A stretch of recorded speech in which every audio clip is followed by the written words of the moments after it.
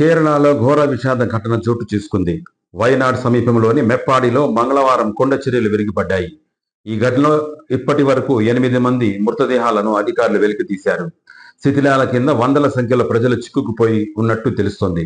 ప్రస్తుతం ఎన్డీఆర్ఎఫ్ ఆధ్వర్యంలో సహాయక చర్యలు ముమ్మరంగా కొనసాగుతున్నాయి. ఆ ప్రాంతానికి 2 ఎయిర్ ఫోర్స్ హెలికాప్టర్లను సహాయక చర్యల కోసం ఏర్పాటు చేసినట్టు ముఖ్యమంత్రి పినరయి విజయన్ తెలిపారు. പുഴ ഈ വീടിൻ്റെ അങ്ങേ ഭാഗത്തു കൂടെയാണ് പുഴ പോകുന്നത്. രക്ഷാപ്രവർത്തനമാണ് സജീവമായിട്ട് നടക്കുന്നത്. ആ വീടിൻ്റെ മുകളിൽ ആളുണ്ട്.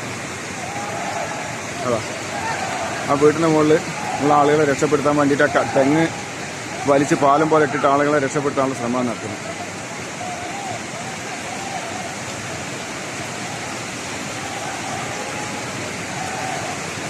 ആ വീടിൻ്റെ മൂലയിലേക്കാണ് വണ്ടിയാണ് തല കുത്തനെ നിൽക്കുന്നത്, കാറ്.